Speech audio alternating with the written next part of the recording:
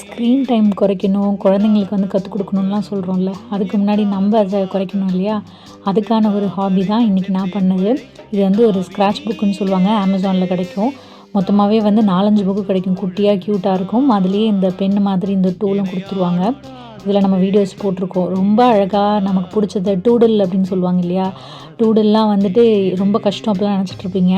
நமக்கு பிடிச்சத, நமக்கு தோன்றத அப்படியே வந்து வரைகிறது தாங்க டூடில், வேறு எதுவுமே கிடையாது.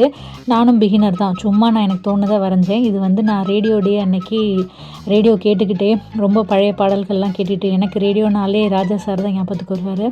ஸோ அந்த பாட்டெல்லாம் கேட்டுக்கிட்டு அங்கே ரேடியோனால் என்னென்ன தோணுமோ அந்த மாதிரிலாம் சும்மா ரெஃபரன்ஸ் பார்த்தேன். பட் ஸ்டில் எனக்கு என்ன தோணுச்சோ அது எல்லாத்தையும் வந்து அழகாக ஒன்று ஒன்றா வரைஞ்சிட்டு அந்த குட்டி பேஜில் எல்லாத்தையும் வந்து கொடுக்க அது மல்டி கலரோடு வருதில்ல, பார்க்கவே வந்து ரொம்ப அழகாக இருந்தது. கண்டிப்பாக நீங்களும் இதை ட்ரை பண்ணி பாருங்கள்.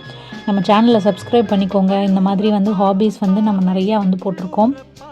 நம்ம எப்போதுமே சொல்கிறது தான், நம்ம என்ன பண்ணுறோமோ அதை தான் அப்படியே மிரராக நம்மளோட கிட்ஸும் சரி எல்லாருமே பண்ணுவாங்க. கண்டிப்பாக இந்த மாதிரி நல்ல ஹேபிட்ஸை பண்ணுங்கள். அவங்களுக்கும் அது வந்து ரெப்ளிகேட் ஆகும். இதை கண்கூட என் ஃப்ரெண்ட்ஸ், ரிலேட்டிவ்ஸ் நிறைய பேர் சொல்லியிருக்காங்க. ஸோ நீங்களும் அதை ட்ரை பண்ணுங்கள்.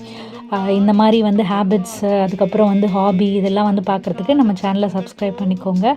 By by.